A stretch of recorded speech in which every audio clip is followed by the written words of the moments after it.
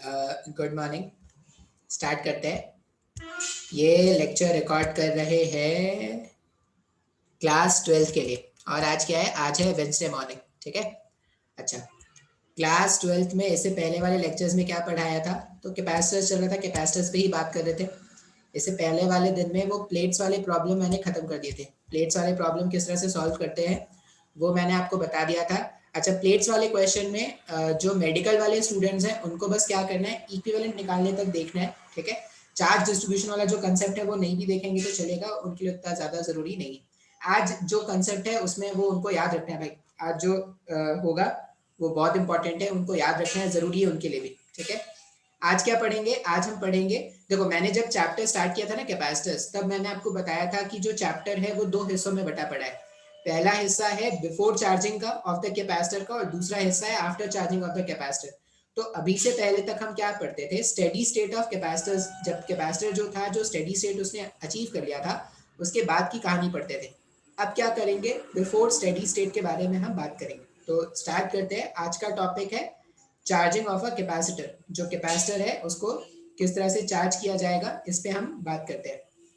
ठीक है, तो स्टार्ट करते हैं। क्या क्या पढ़ रहे हैं भाई साहब?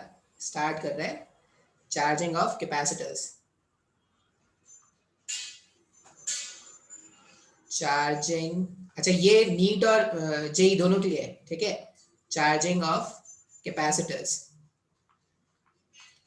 डेरिवेशंस आएंगे तो जो नीट के बच्चे ना डेरिवेशन वो स्किप कर सकते हैं। जेई वाले बच्चे डेरिवेशंस भी ध्यान में रखेंगे, क्योंकि वो क्वेश्चन में देखो डेरिवेशन इतना कोई इंपॉर्टेंट नहीं है। दोनों में से जेई वाले बच्चे और मेडिकल वाले बच्चे दोनों डेरिवेशन स्किप कर सकते हैं। बेसिकली आपको सर्किट सॉल्व करना ही सीखना है, डेरिवेशन पे कोई काम का है नहीं। आपको एट द एंड जो रिजल्ट है वो याद रखना है। ठीक है, देखो स्टार्ट करते हैं।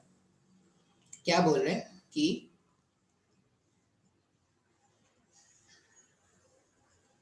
एक इस तरह का कैपेसिटर है।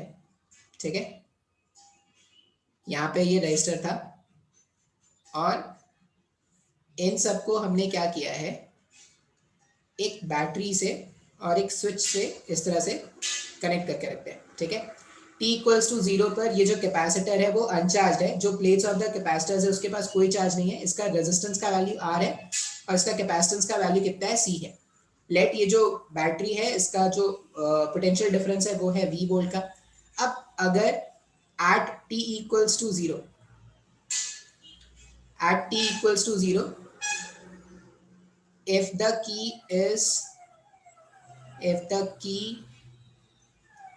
is closed, t equals to 0 पर क्या करने वाले हैं? की को क्लोज करने वाले। तो की को हमने क्लोज कर दिया। अब जैसे ही आप की को क्लोज करोगे तो आप क्या बोलोगे? अगर ये बैटरी v वोल्ट का है तो यहाँ का पोटेंशियल v है, यहाँ का 0 है, यहाँ का 0 है, मतलब यहाँ का भी 0 है। और सिंस अभी कैपेसिटर t इक्वल्स टू 0 पर कैपेसिटर के पास कोई चार्ज नहीं है, मतलब जितना पोटेंशियल यहाँ का होगा उतना ही पोटेंशियल यहाँ का भी है, और इस वाले पॉइंट का पोटेंशियल है v।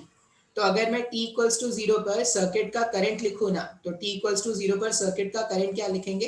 तो v, यहाँ का पोटेंशियल v, यहाँ का पोटेंशियल 0, तो v minus 0 divided by r।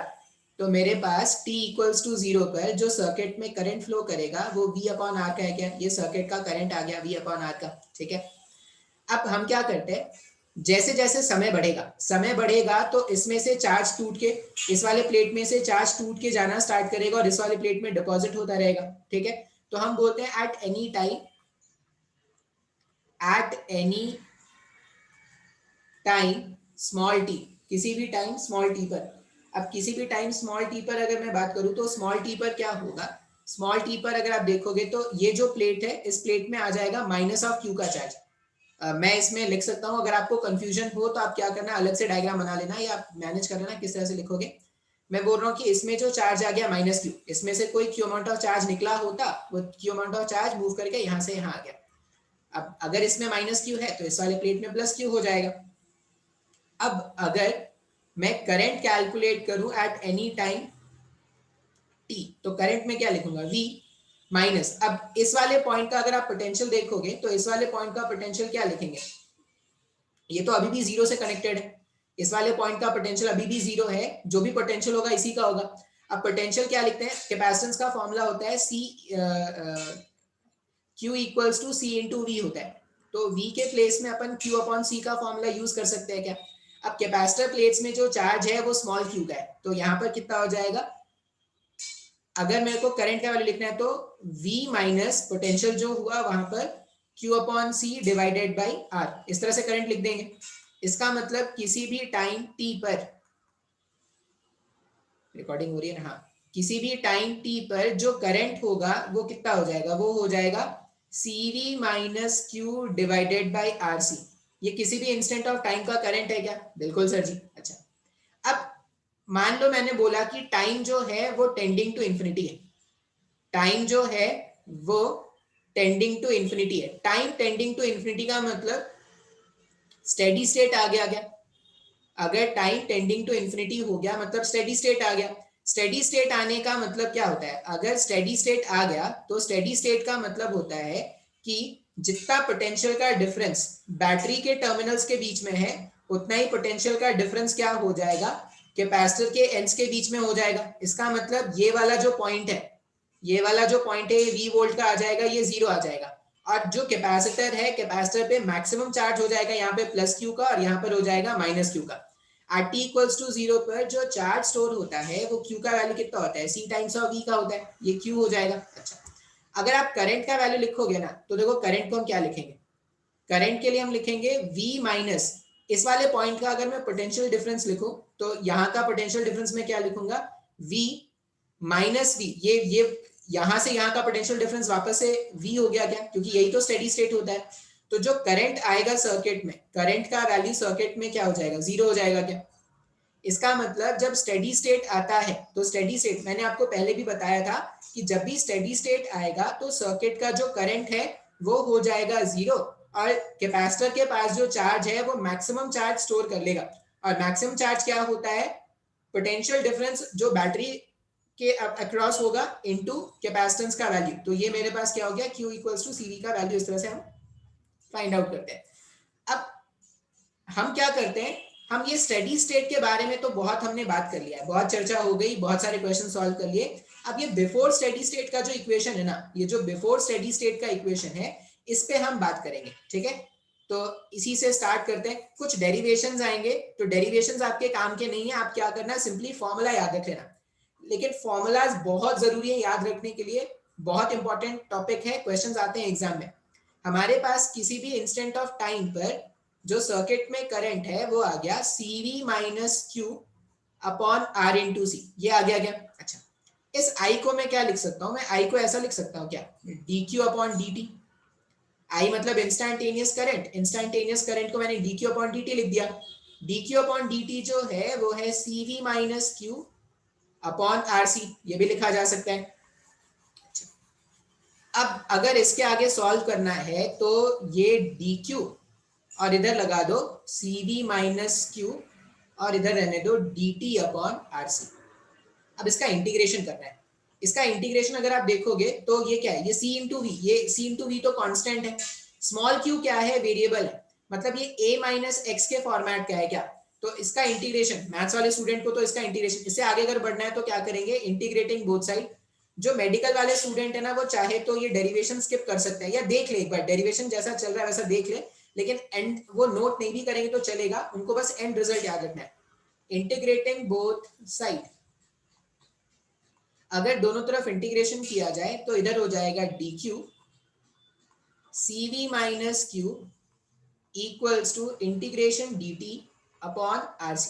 Limits put करते हैं, जब यहाँ पे टाइम का लिमिट पुट करें, जब टाइम जीरो है तो यहाँ पे चार्ज के टर्म्स में इंटीग्रेशन हो, charge stored by the capacitor कितना है, जीरो है, और किसी भी टाइम t पर जो चार्ज है उसको मान लेते हैं q। यही तो कैलकुलेट करना है कि किसी भी टाइम t पर कैपेसिटर के प्लेट्स में कितना चार्ज स्टोर हुआ है। जनरली प्लस q जो मैं यूज करता हूँ वो होता है मैक्सिमम चार्ज के लिए, और स्मॉल q मैं लिख रहा हूँ मतलब किसी भी इंटरमीडिएट स्टेज का चार्ज है, ठीक है। अब इसका इंटीग्रेशन जो है वो ln होता है। अगर आपको इंटीग्रेशन आता है बहुत अच्छी बात है, नहीं आता है तो याद कर लेना। यहाँ पे हो जाएगा, इसका इंटीग्रेशन जब करेंगे तो ये हो जाएगा ln CV minus Q, ln CV minus Q, और ये माइनस के कारण यहाँ पर क्या हो जाएगा, एक माइनस का टर्म आ जाएगा।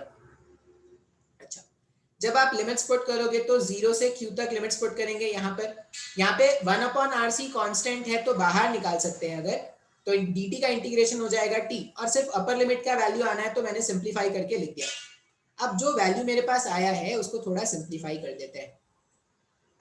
देखो यहाँ पे ये माइनस वाले टर्म को मैं उधर भेज दूं अगर, तो ये क्या लिखूंगा, ln अपर लिमिट में पुट करना है अपने को, अपर लिमिट में पुट करना है अपने को q, माइनस में lower limit ln cv, minus में लोअर लिमिट, ये upper limit minus lower limit equals to minus of t upon rc, लिख सकते हैं ना ऐसा, equals to minus of t upon rc। अब अगर मैं इसको सिंप्लीफाई करूं तो यहाँ पे क्या, ये लॉग की एक प्रॉपर्टी होती है, लॉग की प्रॉपर्टी अगर मैं यूज करूं तो मैं इस इक्वेशन को ऐसा लिख सकता हूँ, cv minus q upon cv। अब अगर तुमको ये सारी प्रॉपर्टीज लॉग की नहीं आती तो फिर डेरिवेशन जानने का कोई हक नहीं है तुम्हें, ठीक है, तो तुम तो फिर जानने की कोशिश भी मत करना, क्योंकि ये सब जो कहानियां हैं वो क्लास 11th में कभी बता दी जा चुकी है, तो नहीं आती तो फिर एट द एंड क्या करेंगे, एंड रिजल्ट याद रखेंगे और फिर बोलेंगे सर कितने फॉर्मूला याद करें। अरे तुम नहीं याद कर सकते, जैसे मेरे को फॉर्मूलाज नहीं याद होते, मेरे को बेसिक कंसेप्ट याद रहते हैं, मैं ऐसे याद करता हूँ। लेकिन सीरियसली मैं बोलूंगा जो मेडिकल के स्टूडेंट्स हैं वो तो इन सब चक्रों में ना पड़े, वो सीधा सीधा फॉर्मूला याद रखें, और इतना कोई मुश्किल नहीं है, एक जैसा फॉर्मूला है, सेम टाइप का फॉर्मूला मैग्नेटिज्म में भी आएगा। देखो पूरा पूरा इलेक्ट्रोस्टैट्स और करंट जो है ना वो आगे वापस से रिपीट होगा, जब भी तुम सर्किट सॉल्व करोगे तो जो करंट के बेसिक्स है वो यूज करोगे, जब भी तुम आगे क्वेश्चन सॉल्व करोगे तो जो कैपेसिटर के बेसिक्स है वो यूज करोगे। तो चैप्टर बहुत ज्यादा इंपॉर्टेंट है, पहले बोला था अभी भी बोल रहा हूँ, मैं चाहता तो लेक्चर को थोड़ा स्पीड अप करके भगा सकता था, लेकिन मैं आराम से पढ़ा रहा हूँ बस इसीलिए क्योंकि इंपॉर्टेंट चैप्टर है, मुश्किल होता है समझने में, इसीलिए। आगे आपकी किस्मत है, आपको समझ में आएगा कि नहीं आएगा वो आगे आपकी किस्मत है। तो यहाँ पे अगर मैं इसको सिंप्लीफाई करूँ तो यहाँ पे एक्सपोनेंशियल या लॉग की एक और प्रॉपर्टी हम अगर यूज करें तो इसको मैं ऐसा लिख सकता हूँ, e2 minus T upon RC. Medical वाले बच्चों अगर आपको डेरिवेशन नहीं समझ में आ रहा है, आप सोचना भी मत कि ऐसा कोई डेरिवेशन है, बस आप लेक्चर देख लो, ठीक है, सोचना भी मत कि ऐसा कोई डेरिवेशन है, आप बस क्या करना है, एंड रिजल्ट याद रख लेना। मैथ्स वाले स्टूडेंट अगर तुमको लग रहा है कि सर ये कैलकुलेशन बहुत मुश्किल है, तो तुम्हारी नैया राम के भरोसे है, और राम भी पार नहीं लगा सकते तुमको। क्यू का वैल्यू, अब देखो माइनस क्यू वाले टर्म को उधर भेज देते हैं, तो ये ऐसा हो जाएगा क्या, माइनस क्यू वाला टर्म इधर आ गया तो इधर हो जाएगा C V 1 minus E minus T upon R C. यही वो रिलेशन था ना भाई साहब जो हम क्या कर रहे थे, स्ट्रगल कर रहे थे डिराइव करने के लिए। ये रिलेशन है, किसी भी इंस्टेंट पे charge on stored on the capacitor का फॉर्मूला होगा। अब सारा डेरिवेशन का जो मैंने समय वेस्ट किया या जो खत्म किया, ठीक है, वो आपको यहाँ पे ये बात याद दिलाने के लिए थी कि charge stored on capacitor, charge stored on the capacitor at any instant of time, at any instant of time, at any instant of time पर जो चार्ज स्टोर्ड है उसका वैल्यू हो जाता है Q equals to CV। CV क्या है ना, CV मैक्सिमम चार्ज है, तो आप इसको ना Q मैक्स भी लिख सकते हो, यहाँ पे क्या कर सकते हैं, Q मैक्स लिख देते हैं। Q मैक्स का वैल्यू क्या है, CV, Q मैक्स या कैपिटल Q भी यूज कर सकते थे, 1 माइनस E, एक मिनट यहाँ मिस्टेक हो गया, माइनस है, 1 minus E minus T upon R C. ये रिलेशन है Q का किसी भी इंस्टेंट ऑफ टाइम पर जो charge stored in the capacitor है उसका, ठीक है। अब यहाँ पे ये क्या है, Q मैक्स का वैल्यू क्या है, Q मैक्स का वैल्यू है, Q max is C times of V। हमने इस तरह से क्या कर दिया, charge stored on the capacitor. अगर कभी भी तुमसे कोई पूछे, जैसे तुमसे कोई पूछे कि भाई 2 सेकंड में मैंने तुमको R का वैल्यू बता दिया, C का वैल्यू बता दिया, Q मैक्स का वैल्यू बता दिया, और मैंने बोला कि T इक्वल्स टू 10 सेकंड में कितना चार्ज स्टोर हुआ है वो फाइंड आउट कर लो, तो सिंपल Q मैक्स में E का वैल्यू देखो, एक्सपोनेंशियल का जब भी इक्वेशन आएगा ना सॉल्व करने के लिए तो तुमको वैल्यू दे रखेंगे। जैसे मान लो ऐसा कुछ आया, T अपॉन RC का जो रेशियो आया वो मान लो आ गया, वो मान लो कितना आ गया, वो मान लो आ गया 2 का, तो ये कैसा हो जाएगा, अगर T अपॉन RC 2 है तो E का वैल्यू -2 हो गया। इसको मैं ऐसा भी लिख सकता हूँ क्या, 1 अपॉन E का स्क्वायर। तो अगर एग्जाम में इस तरह क्वेश्चन आते हैं ना तो आपको इस तरह इन सब के वैल्यूज दिए रखे मिलेंगे, या E के टर्म्स में ही आंसर रहेगा। वैसे आप ये भी याद रख सकते हो ई का वैल्यू जो है वो अप्रोक्सीमेटली 2.7 के बराबर है। जैसे अगर एग्जाम में क्वेश्चन आएंगे तो एग्जाम में क्वेश्चन कैसे बोलेंगे, आपसे वो बोलेंगे कि क्यूमैक्स का वैल्यू इतना है भाई साहब ले लो, आर का वैल्यू इतना है ले लो, सी का वैल्यू इतना है ले लो, और आप क्या करो 10 सेकंड में कितना चार्ज स्टोर हो चुका है वो वैल्यू फाइंड आउट करके बता दो। अब 10 सेकंड में जो चार्ज स्टोर हुआ है अगर मेरे को उसका वैल्यू कैलकुलेट करना है तो मैं क्या करूंगा, ये फॉर्मूला जो है मेरे पास, इस फॉर्मूले में सारे वैल्यू सब्स्टिट्यूट कर दो तो आपको आंसर मिल जाएगा, जो भी आपका वैल्यू है उसका वैल्यू आपको मिल जाएगा। अच्छा, अब मान लो मैंने बोला कि मैंने सॉल्व कर लिया टी अपॉन आर सी का जो वैल्यू था वो 2 आ गया, तो यहाँ पे क्या हो जाएगा Q max 1 minus E to the power minus 2 हुआ क्या। अब मैं अगर आपको बोलूँ कि ई टू पावर माइनस 2 आपको सिंप्लीफाई करना है तो यहाँ पे 1 अपॉन ई स्क्वायर लिख सकते हैं ना ई टू पावर माइनस 2 को। तो जनरली जब क्वेश्चन ऐसा आता है तो वो क्या होता है ई के टर्म्स में ही आंसर छोड़ देते हैं, और अगर उन्होंने न्यूमेरिकल वैल्यू कुछ दिया है तो वो ई का वैल्यू बता देंगे या 1 अपॉन ई स्क्वायर का वैल्यू बता देंगे। या आप ये भी याद रख सकते हो कि ई का वैल्यू जो है वो अप्रोक्सीमेटली 2.7 के बराबर है।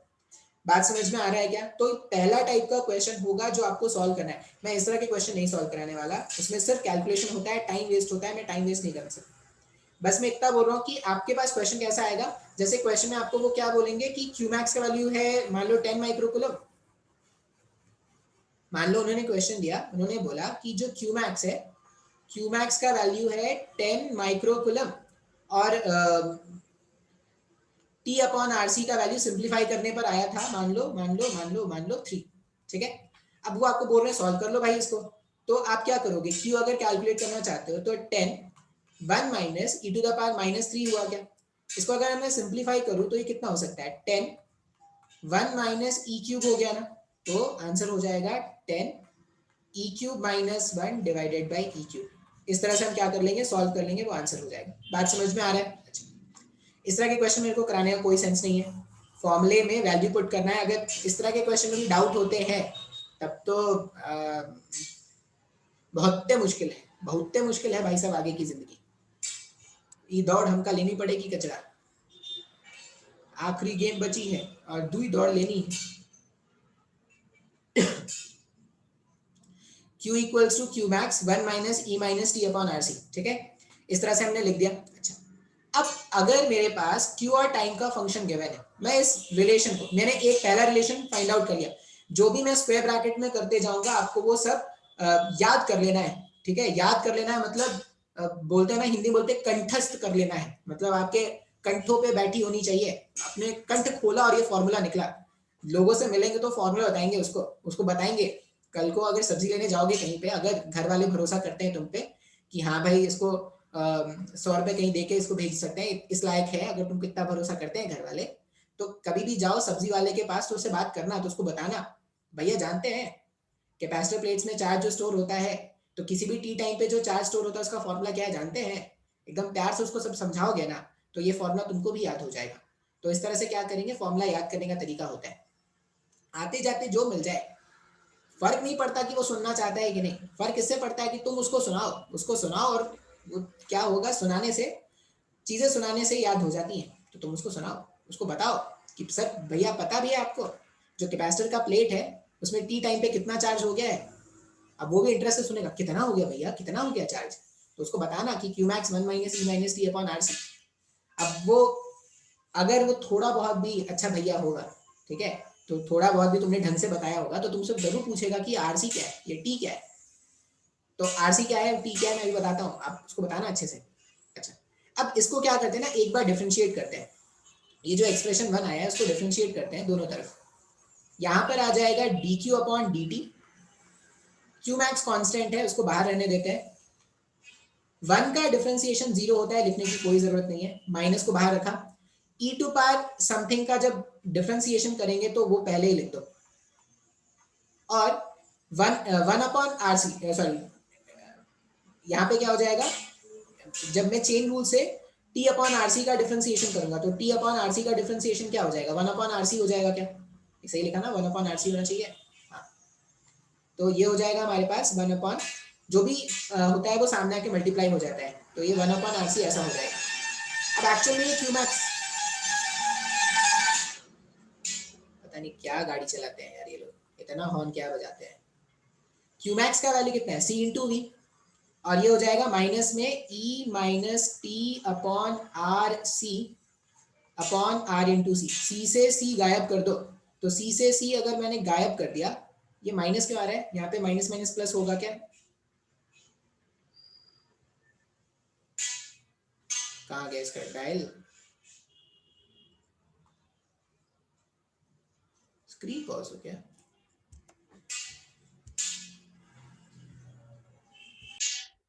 ये यहाँ पे एक और माइनस होगा, जब इसका डिफरेंशिएशन करेंगे तो एक और माइनस आएगा, तो ये माइनस माइनस मिलके प्लस हो जाएगा। तो हमारे पास करंट, अभी करंट नेगेटिव कर देता भाई साहब, मैं तो जादू ही कर देता, करंट भी नेगेटिव आ रहा है। Current as a function of time T कितना आ जा रहा है, current as a function of time T आ जाएगा v upon R E minus T upon R C. अब मेरे पास ना दो रिलेशन आया है, ठीक है, दो रिलेशन आया है, और अब क्या करते हैं, दोनों का ग्राफ अपने को बनाना है। ऐसे तो ग्राफ याद रखना है, लेकिन मैं क्या करता हूँ, थोड़ा एनालाइज कराने की कोशिश करता हूँ आपको ग्राफ की, ग्राफ कैसे बनेगा। Q max 1 minus E minus T upon R C. अब अगर मैं बोलूं कि मैं समय के वैल्यू को बढ़ा रहा हूं, अगर मैं समय के वैल्यू को बढ़ा रहा हूं, समय के वैल्यू को अगर आप बढ़ाते हो तो ये क्या हो जाएगा, 1 अपॉन ई, पावर नेगेटिव है मतलब ये डिनोमिनेटर में है ना, तो v अपॉन आर को अगर आप कुछ वैल्यू से डिवाइड करोगे तो लगातार उसका वैल्यू क्या होता जा रहा है, कम होता जा रहा है क्या, क्योंकि अगर समय बढ़ता जाएगा तो ये जो डिविजन वाला टर्म है, जैसे ये v अपॉन आर, मैं ये v अपॉन आर को अलग सोचना है, इसको अभी मत इन्वॉल्व करो, e टू पावर समथिंग और e टू पावर समथिंग, और वो जो पावर है वो बढ़ता जा रहा है, अगर पावर बढ़ता जा रहा है उसका वैल्यू बढ़ता जा रहा है क्या, मतलब 1 अपॉन समथिंग का वैल्यू, यहाँ पे अगर मैं बोलूँ ये 1 अपॉन समथिंग आ जाएगा, ये इन सबके प्लेस में मैंने लिख दिया 1 अपॉन समथिंग। अब अगर ये समथिंग का वैल्यू, समथिंग समथिंग एक गाना आया था बहुत पहले, अगर ये समथिंग का वैल्यू बढ़ता जा रहा है, तो समथिंग का वैल्यू बढ़ता जाएगा तो करंट का वैल्यू कम होता जाएगा क्या, और ये लॉजिकल भी था ना, हमने देखा भी था सर्किट में, स्टार्टिंग में करंट v अपॉन आर था, धीरे धीरे करंट कम हुआ और फाइनली करंट जीरो हो गया था, साफ साफ पता चल रहा है सर इसमें। अच्छा, अब ये हो गया हमारे पास, ये हमने एनालाइज कर लिया किसको, करंट के एक्सप्रेशन को, करंट के एक्सप्रेशन को एनालाइज किया तो हमने क्या बोला कि जैसे जैसे जैसे जैसे करंट का वैल्यू, सॉरी जैसे जैसे समय का वैल्यू बढ़ेगा तो सर्किट में जो करंट है वो कम होता जाएगा। किस तरह से कम हो रहा है, एक्सपोनेंशियली कम हो रहा है। इसका ग्राफ बनाना है अभी अपने को, वैसे तो ग्राफ याद रखना है लेकिन हम एनालाइज भी कर लेंगे थोड़ा। सेकंड वाला ग्राफ देखो, सेकंड वाला equation, q equals to q max 1 minus e to power minus t upon r। अब ये वाला टर्म, अगर आप इस वाले टर्म को बढ़ाओगे, टाइम अगर बढ़ेगा तो यहाँ पे क्या हो जाएगा, 1 माइनस 1 अपॉन समथिंग। अगर समथिंग का वैल्यू बढ़ रहा है, अगर समथिंग का वैल्यू बढ़ रहा है तो 1 अपॉन समथिंग का वैल्यू क्या होता जा रहा है, कम होता जा रहा होगा ना, तो 1 में से आप एक छोटे वैल्यू को सब्ट्रैक्ट करते जा रहे हो, इसका मतलब q का वैल्यू इंक्रीज होता जाएगा, मतलब सर्किट का जो चार्ज है वो एक्सपोनेंशियली इंक्रीज करेगा और सर्किट का जो करंट है वो एक्सपोनेंशियली डिक्रीज करेगा क्या। अब इनका ग्राफ कैसे बनता है, इनका ग्राफ अगर बनाया जाए तो ऐसे तो आपको याद रखना है, ठीक है, लेकिन आई होप आपको समझ में भी आया होगा कि ग्राफ जो है, करंट का जो ग्राफ है उसको एक्सपोनेंशियली डिक्रीज कराना है, करंट का जो ग्राफ है उसको एक्सपोनेंशियली डिक्रीज कराएंगे, और चार्ज का जो ग्राफ है उसको क्या कराएंगे, एक्सपोनेंशियली इंक्रीज।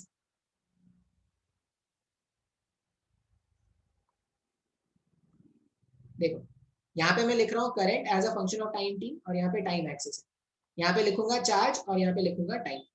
अब t इक्वल्स टू जीरो पर करंट क्या है, तो t इक्वल्स टू जीरो पर करंट जो है, करंट का वैल्यू था मैक्सिमम, ठीक है, t इक्वल्स टू जीरो पर करंट का वैल्यू है मैक्सिमम, कितना मैक्सिमम करंट हो सकता है, तो t इक्वल्स टू जीरो अगर आप यहाँ पे पुट करोगे तो e to power zero, e to power zero 1 हो गया क्या, तो करंट का मैक्सिमम वैल्यू है v अपॉन आर।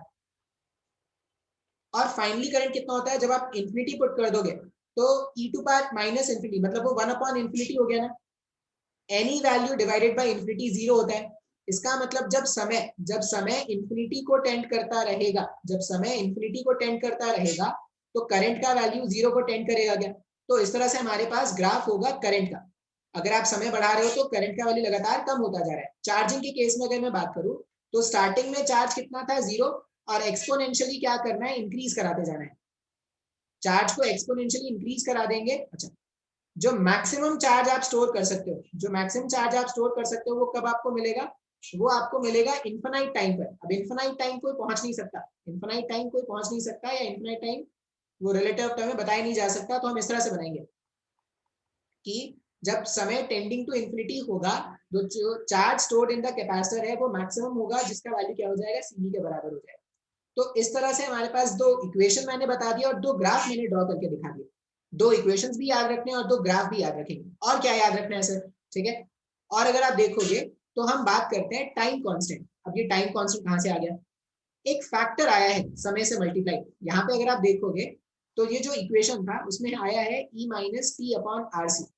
अब ये जो आर इंटू सी का फैक्टर है ना, आर इंटू सी का फैक्टर है, इसको बोलते हैं time constant of RC circuit. Time constant of RC circuit. अब इसका यूज क्या है, कैसे ये हेल्प करेगा? टाइम कांस्टेंट, ये आरसी को आप क्या करोगे, आर इंटू सी को आप 1 टाउ से रिप्रेजेंट करोगे। टाउ मतलब टाइम कांस्टेंट। तो अगर आरसी सर्किट है तो वहां पे टाउ या टाइम कांस्टेंट कैसे लिखेंगे? आर इंटू सी से, आर इंटू सी के प्रोडक्ट से लिखेंगे। अब आर इंटू सी का मतलब क्या है? मान लो ये जो एक्सप्रेशन था करंट का, करंट का जो एक्सप्रेशन है v अपॉन आर, उसमें मैं टाइम का वैल्यू रख दूं 1 टाउ।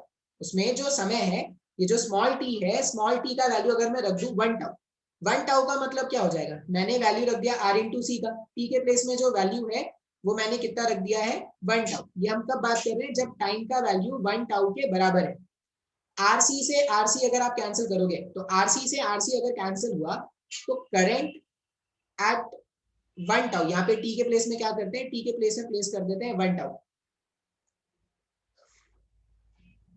करंट एट 1 टाउ का वैल्यू कितना आ जाएगा? ये v अपॉन आर और e to the power minus 1। e to the power minus 1 को मैं सिंप्लीफाई करके क्या लिख सकता हूँ?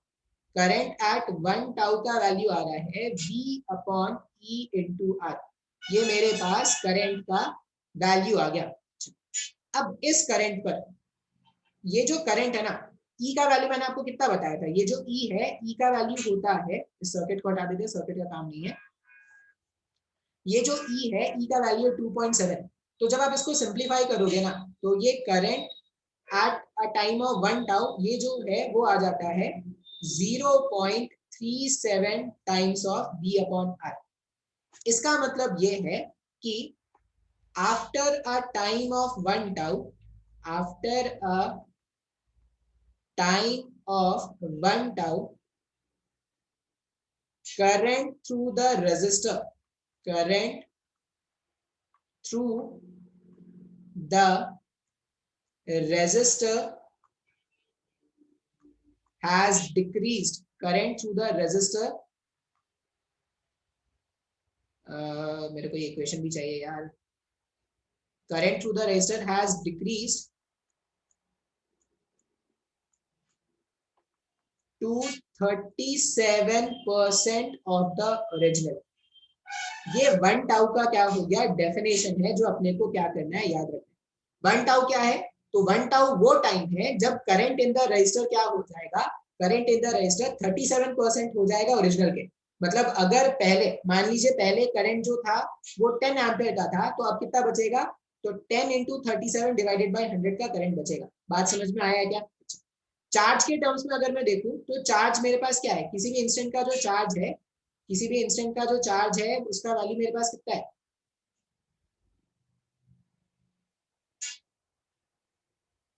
Q equals to Q max 1 minus E minus R into C upon R into C। फिर से R into C से R into C अगर मैं गायब कर दूं तो Q equals to क्या हो जाएगा? Q max 1 minus 1 upon E। इसको मैं सिंप्लीफाई करके और क्या लिख सकता हूँ? देखो आज का जो लेक्चर है ना, उसमें आपको सिर्फ एंड रिजल्ट्स याद रखने हैं, जो एंड रिजल्ट्स आते जाएंगे। डेरिवेशंस अगर आप याद रख सकते हो तो अच्छी बात है, नहीं याद रख सकते हो तो जाने देते हैं, कोई टेंशन नहीं। अब इस पूरे को जब आप सॉल्व करोगे ना, e 2.7 माइनस 1 डिवाइडेड बाई 2.7, तो वो आता है 63 के इक्वल। वो कितने, किसके इक्वल आता है? वो आता है 63। एक बार मैं वैल्यू सही लिख रहा हूँ ना, सही लिख रहा हूँ। इसका मतलब क्या हो जाएगा कि Q जो है वो हो जाएगा 0.63 ऑफ Q मैक्स। इसका मतलब मैं टाइम कांस्टेंट को ऐसा भी लिख सकता हूँ कि after 1 time constant, after 1 time constant, charge stored in the capacitor, charge stored in the capacitor, charge stored in the capacitor is 63% of the 63% of the maximum charge, 63% of the maximum charge. और maximum charge कब मिलेगा? Maximum charge मिलेगा steady state में। तो time constant का difference definition समझ में आ रहा है क्या? टाइम कांस्टेंट क्या है? अगर करंट के टर्म्स में टाइम कांस्टेंट कोई पूछे तो बोल देना वो टाइम जब सर्किट का करंट 37% बच जाए वो वन टाइम कांस्टेंट है। या अगर कोई चार्ज के रिस्पेक्ट में पूछे तो वो बोल देना कि वो टाइम जब हमारा कैपेसिटर 63% चार्ज हो चुका है उस समय को हम क्या बोलते हैं? One time constant. अब ये टाइम कांस्टेंट की क्या इंपॉर्टेंस है? टाइम कांस्टेंट की इंपॉर्टेंस है, मान लो मैंने बोला कि मैंने आपको टाइम कांस्टेंट बता दिया, ठीक है? इरेज कर देता हूँ यार, किसको इरेज करूँ? अब कर दिया तो कर दिया है, लिख लूंगा बाद में फिर। अब अगर मैं बोलूँ कि टाइम कांस्टेंट की क्या इंपॉर्टेंस है, क्यों कैलकुलेट कर रहा है टाइम कांस्टेंट? मान लो मैं बोलूँ कि मेरे पास दो कैपेसिटर है, मान लो मैं बोलूँ कि मेरे पास दो कैपेसिटर है, कैपेसिटर C1 और कैपेसिटर C2। मान लो इसका टाइम कांस्टेंट है 4 सेकंड। अच्छा, टाइम कांस्टेंट का यूनिट देख लेते हैं। टाइम कांस्टेंट का यूनिट अगर आप देखोगे तो टाइम कांस्टेंट का यूनिट टाइम का यूनिट होता है, क्योंकि ऐसा हमने लिखा ना, e to power minus T upon RC। अब पावर वाले टर्म का तो कोई यूनिट होता नहीं है, ये तो हम जानते हैं ना। पावर वाला टर्म जो होता था वो डायमेंशनलेस होता था। मेडिकल वाले बच्चे कान खोल के सुन लेंगे, एग्जाम में आता है पावर वाले टर्म का डायमेंशन निकालना। जो पावर वाले टर्म है उनका जो सॉरी जो पावर वाले टर्म उसका डायमेंशन 1 होता है। इसका मतलब जो समय का डायमेंशन होना चाहिए था वही डायमेंशन RC का भी होता है क्या? तो अगर मेरे को कोई बोल रहा है कि मेरे पास दो सर्किट था, कैपेसिटर नहीं, हाँ सॉरी, मेरे पास दो कैपेसिटेंसेस है, एक का जो टाइम कांस्टेंट है वो है 4 सेकंड का, RC सर्किट है एक्चुअल में, और दूसरे का जो टाइम कांस्टेंट है वो 2 सेकंड का है। तो कौन सा जो कैपेसिटर है वो पहले चार्ज हो जाएगा? C1 वाला कैपेसिटर पहले चार्ज हो जाएगा या C2 वाला कैपेसिटर पहले चार्ज हो जाएगा? जितना छोटा टाइम कांस्टेंट का वैल्यू है कैपेसिटर उतना जल्दी चार्ज होता है क्या? तो टाइम कांस्टेंट का अगर कोई तुमसे ये प्रैक्टिकल में पूछते हैं कि मेरे पास दो RC सर्किट थे, एक का टाइम कांस्टेंट इतना है, दूसरे का टाइम कांस्टेंट इतना है, कौन पहले चार्ज होगा? तो आप बोलोगे प्रैक्टिकल में, वहां पे वाइवा होगा ना, तो यही सब क्वेश्चन पूछेंगे। तो वो क्या पूछते हैं? तो आप इसका आंसर बोल देना कि the idea of time constant, the idea of time constant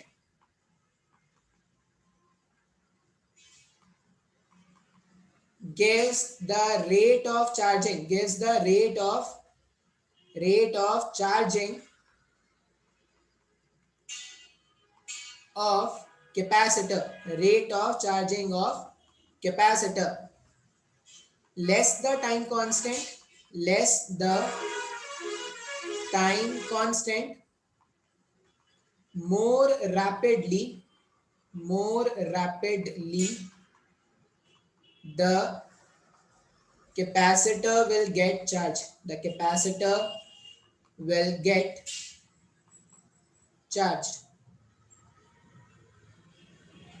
ठीक है, तो ये हमारे पास क्या है? कैपेसिटर है, और इस तरह से हमें क्या करना है? टाइम कांस्टेंट को डिफाइन करना है। तो मैंने आपको टाइम कांस्टेंट का मतलब समझा दिया कि टाइम कांस्टेंट क्या है। R/C जो है वो सर्किट में क्या करेगा? आपको टाइम कांस्टेंट का वैल्यू बता देगा। तो अगर आप सोचो तो टाइम कांस्टेंट जो है वो ज्यादा होना चाहिए, कम होना चाहिए? बिल्कुल सर, अगर आप कैपेसिटर चार्ज करना, आप देखो, आप चाहते हो कि कैपेसिटर आपका एनर्जी स्टोर करके रखें, वो एनर्जी तभी स्टोर करेगा जब आप वो पूरी तरह चार्ज हो चुका होगा। तो अगर वो पूरी तरह चार्ज हो चुका है, अगर वो पूरी तरह चार्ज होने में बहुत टाइम लगा रहा है तो बेकार हो गया ना कैपेसिटर। जितना जल्दी चार्ज होगा उतना अच्छा कैपेसिटर है क्या? तो सर्किट ऐसा होना चाहिए जिसके लिए टाइम कांस्टेंट का वैल्यू क्या हो? कम हो। अच्छा, अब एक और चीज इसमें पूछा जाता है, वो बता, अगर आप चार्जिंग ऑफ कैपेसिटर वाला अगर ग्राफ देखोगे ना, जो चार्जिंग ऑफ कैपेसिटर का ग्राफ था,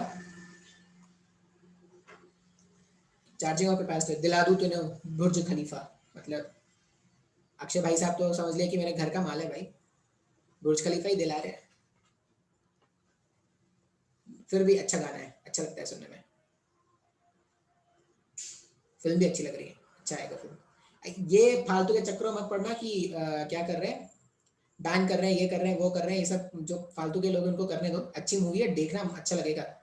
साउथ वाली मैंने देखी है, साउथ वाली में ठीक ठाक थी। और अपने अक्षय भाई साहब है, वो भूल भुलैया जैसी मूवी होगी, जैसा भूल भुलैया था ना, मस्त कॉमेडी हॉरर वैसी होगी, तो जरूर देखना है। चार्जिंग और कैपेसिटर का डायग्राम कैसा था? ऐसा था। अब अगर आप देखोगे ना तो देखो, मान लो मैं बोलूँ ये टाइम है मेरे पास 1 टाउ। 1 टाउ में जो सर्किट है, 1 टाउ में ये क्या, अरे पे पे पे पे हॉर्न है कि क्या है इनका। 1 टाउ में ये 63% चार्ज हो चुका है क्या? मान लो मैं समय ले लूं 2 टाउ का, 2 टाउ का समय ले लूं मैं, तो यहाँ पे क्या हो जाएगा, ये इस वाले इक्वेशन में मैं वैल्यू पुट कर दे रहा हूँ, मैं टी के प्लेस में 2 RC रख दे रहा हूँ, तो ये 1/e² हो गया। तो 1/e² मतलब e² माइनस 1/e²। अब इसका वैल्यू मेरे को सॉल्व करना पड़ेगा। मैं स्क्रीन पॉज करके पहले एक बार वैल्यू सॉल्व कर लेता हूँ, फिर आपको बताता हूँ, इतना याद नहीं रहता मेरे को। हाँ, ये वैल्यू मैंने सॉल्व किया और ये वैल्यू पता है 0.86 आ रहा है। ये हो जाएगा 0.86 ऑफ क्यू मैक्स। तो अगर आप देखोगे तो देखो, फर्स्ट 1 टाउ का जो समय था उसमें वो कितना चार्ज हो गया, उसमें वो 63% चार्ज हो गया। अगला जो 1 टाउ है, मतलब ये 2 टाउ का जो टाइम है, ये 2 टाइम वाले टाइम में ये कितना चार्ज हुआ, ये चार्ज हो गया 86%। मतलब यहाँ पे 63 था और वहां पे 86 हो गया, तो 7 यहाँ से मिला 10, अप्रोक्सीमेटली कितना 21% के आसपास चार्ज हुआ। बात समझ में आ रहा है? 3 टाउ में देखोगे तो और कम होगा, 4 टाउ में देखोगे तो और कम हो जाएगा। इसका मतलब क्या है, एक्सपोनेंशियली चार्ज होता है, मतलब स्टार्टिंग में चार्ज होने का रेट बहुत ज्यादा है, ठीक है। अगर यहाँ पे क्या बोलेंगे, ये नोट लिख लेंगे, if the rate of charging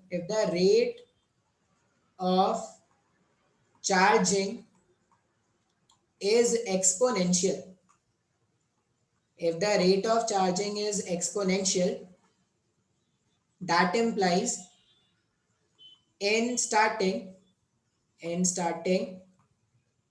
the capacitor will charge,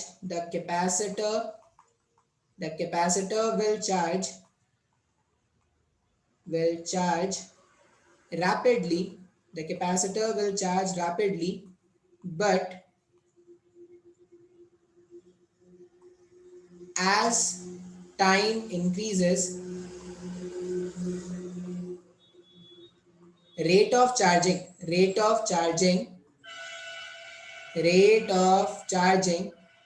will slow down, और तभी क्या बोलते हैं ना कि पूरा पूरा चार्ज होने में टाइम कितना लगता है, इन्फिनिटी। स्टार्टिंग में जो टाइम लग रहा है बहुत कम लग रहा है, ठीक है, लेकिन जब उसको पूरा तरह से चार्ज करना चाहते हो, 100% चार्ज करना चाहोगे, तो जो टाइम लगेगा वो बहुत ज्यादा लगेगा, वो टेंडिंग टू इन्फिनिटी होता है। बात समझ में आ रहा है क्या? तो ये ग्राफ से आपको पता चल रहा होगा। तो ये मैंने आपको क्या कर दिया, ये मैंने आपको बता दिया टाइम कांस्टेंट के बारे में। टाइम कांस्टेंट ना वाइवा वगैरह में बहुत पूछते हैं, कॉलेज के वाइवा में। अगर कभी मौका लगा, कॉलेज जाना हुआ, कभी कोरोना ने तुम्हें बख्श दिया, अगर तुम्हें कॉलेज जाना हुआ, या अब तो सर अब तो जाना ही नहीं चाहते सर, अब कौन जाए कॉलेज, मस्ती से घर में पड़े, अब कौन जाए कॉलेज सर, अब तो यही रहने दो। मेरे पास ये क्यू का रिलेशन आ गया था। अब कुछ और भी कैलकुलेशन है, इसके बारे में बात कर लेते हैं।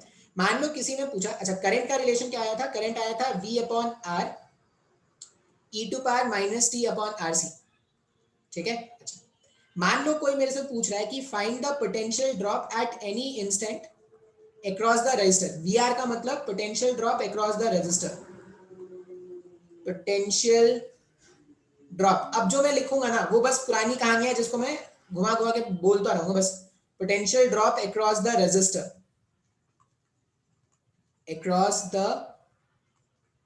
रेजिस्टर, अगर कोई मेरे को बोलेगा कि VR कैलकुलेट करो potential drop across the resistor, तो मैं क्या बोलूंगा, किसी भी इंस्टेंट के करंट को अगर मैं रेजिस्टेंस से मल्टीप्लाई कर दूं तो वही तो पोटेंशियल ड्रॉप है।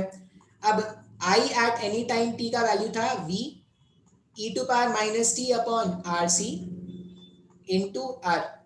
R से R अगर मैं कैंसिल कर दूं, तो potential drop at any time t, इसका वैल्यू आ रहा है V e⁻t/RC। देखो ये वैल्यू भी ग्रेजुअली कम होता जा रहा है, तुम समय बढ़ाओगे तो वैल्यू जो है वो कम होता जाएगा, मतलब रेजिस्टेंस के अबाउट जो ड्रॉप है वो कम होता जा रहा है। क्यों कम होता जा रहा है? क्योंकि करंट का वैल्यू कम होता जा रहा है।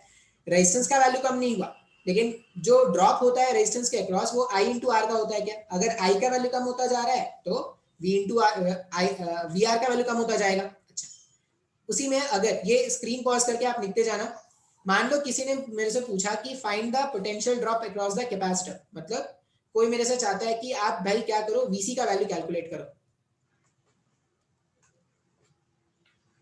किसी भी इंस्टेंट ऑफ टाइम पर, अगर मेरे को वीसी का वैल्यू कैलकुलेट करना है तो हम क्या जानते हैं, चार्ज ऑन द कैपेसिटर अगर मेरे को पता है तो Q अपॉन C जो होता है वो पोटेंशियल ड्रॉप होता है। तो किसी भी इंस्टेंट का जो चार्ज है वो है CV, लिख दो इसको, ज्यादा अच्छा रहेगा Q मैक्स से ज्यादा। यहाँ पे लिख दिया C into V 1 minus E minus T upon R C upon capacitance क्या है, कैपेसिटेंस C है, Q अपॉन C कर दिया मैंने, किसी भी इंस्टेंट का charge divided by C, C से C सा टकराए तो C से C कैंसिल हो जाए। तो potential drop across the capacitor at any instant of time t is v 1 minus E minus T upon R C. अगर आप ये देखोगे तो ग्रेजुअली इसका वैल्यू जो है वो बढ़ता जा रहा है, potential drop across the capacitor जो है उसका वैल्यू जो है वो बढ़ता जा रहा है, ठीक है।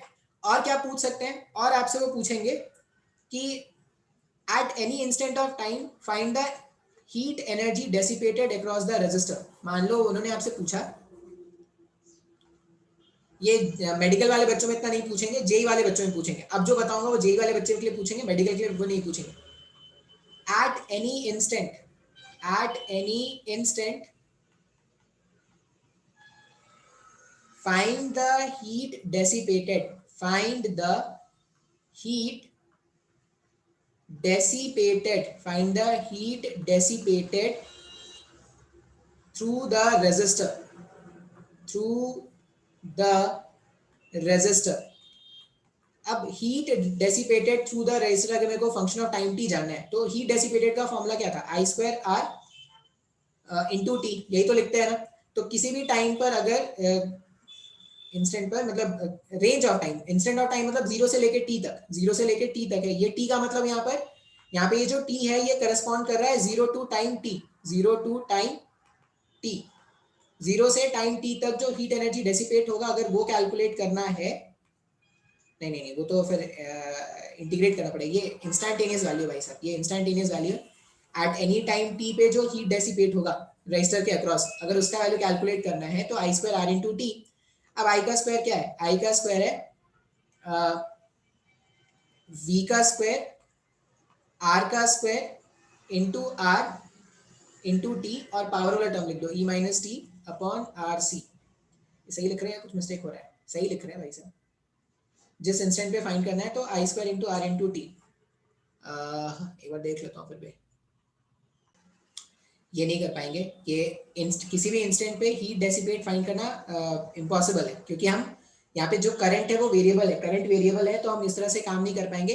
हीट डेसिपेशन का मैंने आपको वो सर्किट में फॉर्मूला बताया था, हीट डेसिपेशन कैसे निकालते थे, तो work done by battery initial energy stored in the capacitor, हमेशा एवरेज ही निकाल पाएंगे, इसको भी अगर इंटीग्रेट करो के लाओगे ना तब आ सकता है, इतना कॉम्प्लिकेटेड जाना नहीं है, इतना कोई मतलब का नहीं होता है। Energy stored in the capacitor ये फाइंड आउट कर सकते हैं, energy stored in the capacitor, energy stored in the capacitor, अगर मेरे को ये जानना है कैपेसिटर, तो किसी भी इंस्टेंट पे जो चार्ज स्टोर होता है उसका वैल्यू इतना है, CV 1 minus E minus T upon R C.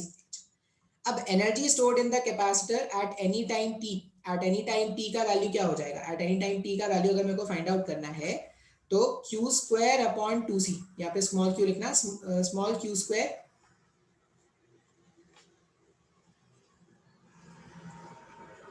Q square upon twice of C, ये लिखेंगे ना। और किसी भी इंस्टेंट का क्यू लिख दूं अगर, तो energy stored in the capacitor का वैल्यू हो जाएगा, क्यू का वैल्यू आया था C square V square, C square V square 1 minus E minus T upon R C divided by 2 times of C, C से ये सी कैंसिल कर दो, तो energy stored in the capacitor at any time T का value हो जाएगा C V square 1 minus E minus T upon R C divided by 2, ये हमारे पास energy stored in the capacitor का वैल्यू। अब क्वेश्चन, और वो तुमसे क्वेश्चन पूछेंगे इसमें, वो ऐसा क्वेश्चन पूछेंगे फाइंड द टाइम, क्वेश्चन कैसा पूछेंगे, find the time when the energy stored in the capacitor is half of its maximum energy, ठीक है। अब एनर्जी, किसी भी इंस्टेंट का जो एनर्जी है, किसी भी इंस्टेंट का जो एनर्जी है उसका फॉर्मूला क्या है, q²/2c। इसका अब देखो 2 into c तो कांस्टेंट है। मान लो मैंने क्वेश्चन तुमसे पूछा कि find the time after which the energy stored in capacitor is half of its maximum value। तो मैक्सिमम, अब ये जो एनर्जी है वो q के स्क्वायर पे डिपेंड कर रहा है क्या, तो अगर हाफ एनर्जी मेरे को चाहिए आधा अपने मैक्सिमम वैल्यू का, मैक्सिमम एनर्जी कितना हो सकता है, E का मैक्सिमम वैल्यू अगर मैं लिखूं तो E का मैक्सिमम वैल्यू हो सकता है energy stored in the capacitor का मैक्सिमम वैल्यू जो होगा E मैक्स, वो हो जाएगा मैक्सिमम चार्ज q स्क्वायर का हो सकता है डिवाइडेड बाय 2c। ठीक है, तो अगर मेरे से कोई बोल रहा है कि E मैक्स का आधा मेरे को एनर्जी चाहिए, E मैक्स का आधा मेरे को एनर्जी चाहिए, तो इधर भी 2 से डिवाइड कर दो, इधर भी 2 से डिवाइड कर दो। मैं इसको ऐसा लिख सकता हूँ क्या, E मैक्स बाई 2 जो है वो एक्चुअल में q डिवाइडेड बाई √2 का होल स्क्वायर 1/2c है। मतलब अगर में से किसी ने ये बोला कि वो समय बताओ जब पार्टिकल, वो समय बताओ जब कैपेसिटर का एनर्जी आधा है मैक्सिमम वैल्यू का, मतलब मेरे से वो क्या पूछ रहा है, वो समय बताओ जब कैपेसिटर का जो चार्ज है वो 1/√2 टाइम्स हो जाएगा अपने मैक्सिमम वैल्यू का। तो इस तरह से मैं क्वेश्चन को सॉल्व कर सकता हूँ क्या। तो ये कैपेसिटर, आज मैंने कुछ डेरिवेशंस किए हैं, डेरिवेशंस आपके कोई काम के नहीं है, आपको सिर्फ ये फॉर्मूलाज याद रख लेने हैं। जितने भी फॉर्मूलाज मैंने बताए हैं वो सारे फॉर्मूलाज याद रख लेना। आप अपने रिस्पेक्टिव पैकेज में देखना क्वेश्चंस आपको मिलेंगे, या अगर आप डीसी पांडे देखोगे तो चार्जिंग डिस्चार्जिंग के नाम से आपको वहां पे मिलेंगे क्वेश्चंस, तो आप वो सॉल्व कर सकते हो। ठीक है, कैलकुलेशंस मुश्किल होगा, ई दिखेगा, बोलोगे सर ई तो हमने देखा नहीं कभी, कैसे कैलकुलेट करेंगे। सिर्फ मैं, विश्वास रखो मेरा, सिर्फ फॉर्मूले में वैल्यूज पुट करना होता है और कोई मुश्किल नहीं होता है। फॉर्मूले में वैल्यू पुट करो, टाइम कांस्टेंट का मतलब आपको अच्छे समझ में आना चाहिए, फिर आप क्या कर सकते हो, किसी भी तरह का क्वेश्चन सॉल्व कर सकते हो। ठीक है, अच्छा अब इसमें कुछ सर्किट वाले प्रॉब्लम भी होते हैं, सर्किट वाले प्रॉब्लम भी होते हैं, लेकिन वो सर्किट वाले प्रॉब्लम मैं कल बताऊंगा। ठीक है, आज इतना ही रहने देते हैं।